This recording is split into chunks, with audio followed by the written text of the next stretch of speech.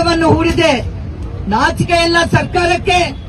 ಒಂದು ಸಾರ್ವಭೌಮ ರಾಷ್ಟ್ರದ ಮೇಲೆ ಯುದ್ಧ ಹೂಡಿ ಅಷ್ಟೇ ಅಲ್ಲ, ಆ ದೇಶದ ಅಧ್ಯಕ್ಷರನ್ನ ಆತನ ಪತ್ನಿಯನ್ನ ಅರ್ಧರಾತ್ರಿ ಎಳ್ಕೊಂಡೋಗಿ ಹೆಲಿಕಾಪ್ಟರ್ ಅಲ್ಲಿ ಕೂಡಿಸಿ ತನ್ನ ದೇಶಕ್ಕೆ ಕರ್ಕೊಂಡೋಗಿದ್ದು ಇದು ಒಂದು ದೊಡ್ಡ ಆಕ್ರಮಣಕಾರ ಗುಣ ಅಂತ ಅನಿಸುತ್ತೆ.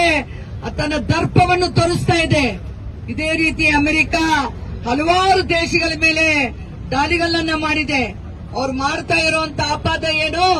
ಅಲ್ಲಿದ್ದಂತಹ ವೆನೆಜುಲಾ ಅಧ್ಯಕ್ಷರು ಸಾಕಷ್ಟು ಡಿಕ್ಟೇಟರ್ ಆಗಿದ್ದಾರೆ, ಅನ್ಡೆಮೋಕ್ರೆಟಿಕ್ ಆಗಿದ್ದಾರೆ, ಮಾದಕ ದ್ರವ್ಯಗಳನ್ನ ಅಮೆರಿಕಾಗೆ ಸರಬರಾಜು ಮಾಡ್ತಾ ಇದ್ದಾರೆ. ಎಲ್ಲವೂ ಕೂಡ ಸುಳ್ಳು ಆಪಾದಗಳು. ಇದೇ ರೀತಿ ಹಿಂದೆ ಸದ್ದಾಂ ಹುಸೇನ್ ಮೇಲೆ ಆಪಾದ ಮಾಡಿದರು. ಏನಂತ ಆಪಾದ ಮಾಡಿದ್ರು? ಮಾಸ್ ಡಿಸ್ಟ್ರಕ್ಟಿವ್ ವೆಪನ್ಸ್ ನ ಸದ್ದಾಂ ಹುಸೇನ್ ಹೊಂದಿದ್ದಾನೆ. ಅಷ್ಟೇ ಅಲ್ಲ, ಆತ ತುಂಬಾ ಅನ್ಡೆಮೋಕ್ರೆಟಿಕ್ ಆಗಿದ್ದಾನೆ, ಡಿಕ್ಟೇಟರ್ ಅಂತ ಮಾತಾಡಿ ಆತನನ್ನ ಕರ್ಕೊಂಡೋಗಿ ತಮ್ಮ ದೇಶದಲ್ಲಿ ವಿಚಾರಣೆ ನಡೆಸಿ ಕೊನೆಗೆ ಸಾಯಿಸಿಬಿಟ್ರು. ಈ ರೀತಿ ವಿವಿಧ ದೇಶಗಳ ಅಧ್ಯಕ್ಷರನ್ನು ಸಾಯಿಸುವಂತ ದೊಡ್ಡ ನರಹಂತಕ ಅಮೆರಿಕ ಅಧ್ಯಕ್ಷರು ಟ್ರಂಪ್ ಅವರು. ಸ್ನೇಹಿತರೆ, ಇವತ್ತು ನೋಡ್ತಾ ಇದ್ವಿ, ಈ ಅಮೆರಿಕ ಇಡೀ ಲ್ಯಾಟಿನ್ ಅಮೆರಿಕ ದೇಶಗಳ ಮೇಲೆ 19ನೇ ಶತಮಾನದಿಂದ 58 ಬಾರಿ ದಾಳಿ ಮಾಡಿದೆ. ನಾಚಿಕೆ ಇಲ್ಲ ಈ ಸರ್ಕಾರಕ್ಕೆ. ಇವತ್ತು ಮಾತಾಡ್ತಾ ಇದ್ದಾರೆ ಡೆಮೋಕ್ರಸಿ ಬಗ್ಗೆ. ಏನು ಇವರ ಉದ್ದೇಶ? ಅಲ್ಲಿ 303 ಬಿಲಿಯನ್ ಬ್ಯಾರಿಯರ್ಸ್ ತೈಲ ನಿಕ್ಷೇಪಗಳಿವೆ ಆ ದೇಶದಲ್ಲಿ. ಅದನ್ನ ದೋಚಿಕೊಳ್ಳೋದಕ್ಕೆ, ತೈಲವನ್ನು ದೋಚಿಕೊಳ್ಳೋದಕ್ಕೆ ಮಾಡ್ತಾ ಇರೋ ನೆಪ ಇದು. ತೈಲದ ಮೇಲೆ ಕಣ್ಣಾಕಿದೆ, ಪೆಟ್ರೋ ಡಾಲರ್ ಬಗ್ಗೆ ಕಣ್ಣಾಕಿದೆ, ಪೆಟ್ರೋ ಡಾಲರ್ನ ತಿರಸ್ಕಾರ ಮಾಡ್ತಾ ಇದೆ ವೆನೆಜುಲಾ ಸರ್ಕಾರ. ವೆನೆಜುಲಾ ಒಪ್ಪುತ್ತಾ ಇಲ್ಲ. ತೈಲವನ್ನು ರಷ್ಯಾಗ್ ಮಾಡ್ತಾ ಇದೆ, ಚೈನಾಗ್ ಮಾಡ್ತಾ ಇದೆ, ಅಮೆರಿಕಾಗೆ ಮಾರಲ್ಲ ಅಂತ ಹೇಳ್ತಾ ಇದೆ. ಇದರ ವಿರುದ್ಧ ಈ ಯುದ್ಧ ದಯವಿಟ್ಟು ಅರ್ಥ ಮಾಡ್ಕೊಳ್ಳಿ. ಅಲ್ಲಿ ತಮ್ಮ ಗೂಢಚಾರನ ಇಟ್ಟಿದ್ದಾರೆ. ಇತ್ತೀಚೆಗೆ ಪೀಸ್ ನೋಬೆಲ್ ಪ್ರೈಸ್ ಬಂದಿದೆ ಮಚಾಡೋಗೆ. ಆ ಮಚಾಡೋ ಪೂರ್ತಿ ಮತ್ತತ್ತು ಹೆಲ್ಪ್ ಮಾಡ್ತಾ ಇದೆ. ಆ ಮಚಾಡೋ ಮಾಡ್ತಾ ಇರೋ ಕೆಲಸ ಏನಂದ್ರೆ, ಅಲ್ಲಿ ವೆನೆಜುಲಾ ರಾಷ್ಟ್ರದಲ್ಲಿದ್ದಂತಹ ಮಹಿಳೆ ಪ್ರೋ ಕ್ಯಾಪಿಟಲಿಸ್ಟು, ರೈಟ್ ಇಷ್ಟು, ಅವರಿಗೆ ಲೆಫ್ಟ್ ಅಧಿಕಾರ ಬೇಡ. ಅಲ್ಲಿಂದ ಜನಗಳಲ್ಲಿ ಅಸಮಾಧಾನ, ಅತೃಪ್ತಿ ಬೆಳೆಸಕ್ಕೆ ನೋಡ್ತಾ ಇದ್ದಾರೆ. ಈ ಅಮ್ಮ ಗೂಢಚಾರಾಗಿದ್ದಾರೆ ಅಮೆರಿಕಾಗೆ. ಅದಕ್ಕೆ ಟ್ರಂಪ್ ಹೇಳ್ತಾರೆ, ತನಗೆ ಬರಬೇಕಾಗಿರೋ ನೋಬೆಲ್ ಪ್ರೈಸ್ ಬಂದಿಲ್ಲ ಅಂತ ಚಿಂತಿಸಿದಾಗ ಮಚಾಡೋ ಹೇಳ್ತಾರೆ, ನನ್ನ ನೋಬೆಲ್ ಪ್ರೈಸ್ ನೀವೇ ತಗೊಳ್ಳಿ ಟ್ರಂಪ್ ಅವರೇ ಅಂತ. ನಾಚಿಕೆ ಇದೆಯಾ? ಏನು ಸ್ನೇಹ ಇದು? ಎಂತ ಸ್ನೇಹ ಇದು? ದೇಶಗಳನ್ನ ಲೂಟಿ ಬಳಿಯೋ ಸ್ನೇಹ ಇದು. ಸ್ನೇಹಿತರೆ, ಇಂಥ ಒಂದು ಸಂದರ್ಭದಲ್ಲಿ ನಾವೆಲ್ಲರೂ ಕೂಡ ವೆನೆಜುಲಾ ಜನಕ್ಕೆ ನಿಂತ್ಕೋಬೇಕಾಗಿದೆ. ಈ ದರ್ಪದ ಗುಣ, ಈ ಅಹಂಕಾರದ ಗುಣ ನಾವು ಹಿಮ್ಮಟ್ಟಿಸಬೇಕಾಗಿದೆ. ಅಮೆರಿಕ ಇವತ್ತು ಹಲವಾರು ದೇಶಗಳ ಮೇಲೆ ಕಣ್ಣಾಕಿದಷ್ಟೇ ಅಲ್ಲ, ಬೇರೆ ಬೇರೆ ದೇಶಗಳ ಮೇಲೆ, ಮುಖ್ಯವಾಗಿ ಕ್ಯೂಬಾ ಮೇಲೆ ಕಣ್ಣಾಕಿದೆ. ಕ್ಯೂಬಾ ಮೇಲೆ ಯುದ್ಧ ಮಾಡಕ್ಕೆ ಸಂಚು ಮಾಡ್ತಾ ಇದೆ.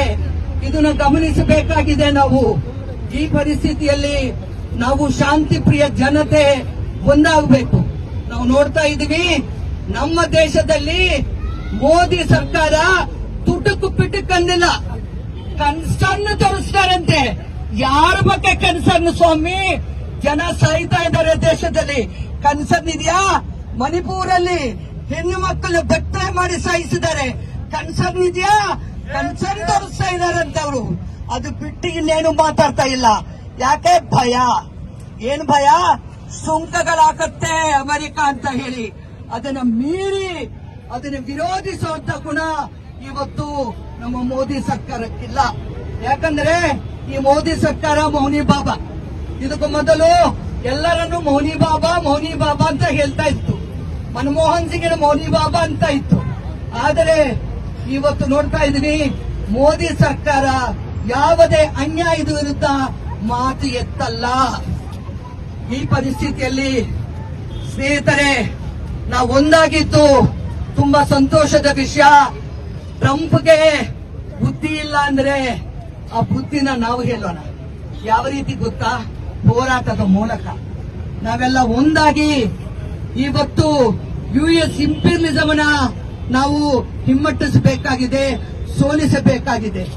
ಸಾಮ್ರಾಜ್ಯಶಾಹಿವಾದನ ಸೋಲಿಸಬೇಕಂದ್ರೆ ದೊಡ್ಡ ಪ್ರಮಾಣದ ಆಂಟಿ ಸಾಮ್ರಾಜ್ಯಶಾಹಿ ರೆಸಿಸ್ಟೆನ್ಸ್ ಮೂವ್ಮೆಂಟ್ ಬೆಳೀಬೇಕು.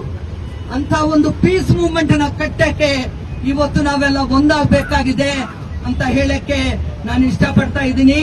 ಮಚಾಡುವಂತ ಹಲವಾರು ಮಂದಿ ಇರ್ತಾರೆ, ಸಹಾಯ ಮಾಡೋರು, ಅವ್ರ ಪರ ನಿಂತುಕೊಳ್ಳೋರು. ಇವ್ರು ಹೇಳೋದಲ್ಲ ನಿಜ ಅಲ್ಲ, ಇವರೆಲ್ಲ ಕೂಡ ಸುಳ್ಳು ಆರೋಪಗಳು ಮಾಡ್ತಾ ಇದ್ದಾರೆ. ಅವ್ರು ಹೇಳ್ತಾ ಇರೋದು ಮಧುರೋ ಅವರು ತುಂಬಾ ಅನ್ಡೆಮೋಕ್ರೆಟಿಕ್ ಅಂತ ಹೇಳ್ತಾ ಇದ್ದಾರೆ, ಡಿಕ್ಟೇಟರ್ ಅಂತ ಹೇಳ್ತಾ ಇದ್ದಾರೆ. ಯಾರು ನೋಡಿದ್ದಾರೆ ಸ್ವಾಮಿ?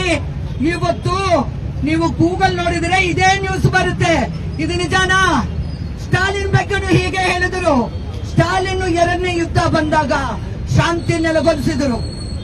ಅಲ್ಲಿದ್ದಂತಹ ಫ್ಯಾಸಿಸ್ಟ್ ಸೈನ್ಯನ ಹಿಟ್ಲರ್ನ ಸೋಲಿಸಿದರು. ಸ್ಟಾಲಿನ್ ಅವರ ನೇತೃತ್ವದಲ್ಲಿ ರಷ್ಯಾ ಆವತ್ತು ಇಡೀ ಪ್ರಪಂಚದಲ್ಲಿ ಶಾಂತಿ ಸ್ಥಾಪನೆ ಮಾಡಿತು.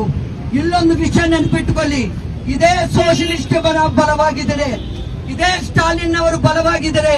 ಇಂಥ ಅನ್ಯಾಯ ನಡೀತಾ ಇತ್ತ, ಅಮೆರಿಕಾಗೆ ಇಷ್ಟು ಪವರ್ ಬರ್ತಾ ಇತ್ತ, ಖಂಡಿತ ಅದನ್ನ ಹಿಮ್ಮಟ್ಟಿಸ್ತಾ ಇದ್ರು. ಇವತ್ತು ಸೋಷಲಿಸ್ಟ್ ಬಲ ಸ್ಟ್ರಾಂಗ್ ಆಗಿಲ್ಲ. ನೋವಿನ ಸಂಗತಿ ಅದು ನೋಡಿಕೊಂಡೇ ಅವರು ಇಷ್ಟು ದೇಶಗಳ ಮೇಲೆ ಯುದ್ಧ ಮಾಡ್ತಾ ಇದ್ದಾರೆ. ಈ ಯುದ್ಧವನ್ನು ಖಂಡಿಸಿ ಹಲವಾರು ರಾಷ್ಟ್ರಗಳು ತಮ್ಮ ವಿರೋಧವನ್ನು ವ್ಯಕ್ತಪಡಿಸಿವೆ. ಚೈನಾ, ರಷ್ಯಾ, ಕ್ಯೂಬಾ, ಹಲವಾರು ರಾಷ್ಟ್ರಗಳು ಇವತ್ತು ಕೊಲಂಬಿಯಾ, ಈ ದೇಶಗಳಲ್ಲಿ ಜನತೆ ಇದರ ವಿರುದ್ಧ ಹೋರಾಡಿದ್ದಾರೆ. ಅಮೆರಿಕಾನಲ್ಲೇನೆ ಕೆಲವು ನಗರಗಳಲ್ಲಿ ಇದರ ವಿರುದ್ಧ ಪ್ರತಿಭಟನೆ ನಡೆಯಿತು. ಕ್ಯೂಬಾನಲ್ಲಿ ಪ್ರತಿಭಟನೆ ನಡೆಯಿತು. ಯಾರು ಅಮೆರಿಕನ ವಿರೋಧಿಸ್ತಾರೋ ಅವರೆಲ್ಲರೂ ಕೂಡ ಡಿಕ್ಟೇಟರ್ಸ್ ಅಂತಾರೆ. ಇದು ಇವರಿಗಿದ್ದಂತಹ ರೋಗ. ಈ ಮನೋರೋಗಕ್ಕೆ ಮದ್ದಿಲ್ಲ. ಈ ಮನೋರೋಗಕ್ಕೆ ಮದ್ದು ಯಾವಾಗ ಬರುತ್ತಂದ್ರೆ ಎಲ್ಲ ಶಾಂತಿ ಪ್ರಿಯ ಜನ ಒಂದಾಗಬೇಕು. ಈ ಯುದ್ಧ ವಿರೋಧಿ ನೀತಿ ವಿರುದ್ಧ ಹೋರಾಟ ಕಟ್ಟಬೇಕು ಅಂತ ಹೇಳಿ ಕರೆ ಕೊಟ್ಟು ನನ್ನ ಮಾತುಗಳನ್ನ ನಾನು ಮುಗಿಸ್ತಾ ಇದ್ದೀನಿ. SUCI long leave, CPIM long leave, CPI long leave, CPIML long leave. ಎಲ್ಲ ಇತರ ಪಾರ್ಟಿಗಳ ಜೊತೆಗೆ ಸೇರಿ ಇವತ್ತು ಮಾಡ್ತಾ ಇರುವಂತಹ ನಮ್ಮ ಯುನೈಟೆಡ್ ಮೂವ್ಮೆಂಟ್ ಚಿರಾಯವಾಗಲಿ. ಎಡಪಕ್ಷಗಳ ಐಕ್ಯ ಹೋರಾಟಕ್ಕೆ ಜಯವಾಗಲಿ. ಎಫ್ಯುನಿಟಿ ಜಿಂದಾಬಾದ್. ಅಮೆರಿಕದ ಯುದ್ಧಕೋರ ನೀತಿಗೆ ಧಿಕ್ಕಾರ. ವೆನಿಜುಲಾ ಮೇಲೆ ನಡೆದಿರುವ ಅನಾಗರಿಕ ದಾಳಿಗೆ ಧಿಕ್ಕಾರ. ವೆನಿಜುಲಾ ಮೇಲೆ ನಡೆದಿರುವ ಅನಾಗರಿಕ ದಾಳಿಗೆ ಧಿಕ್ಕಾರ.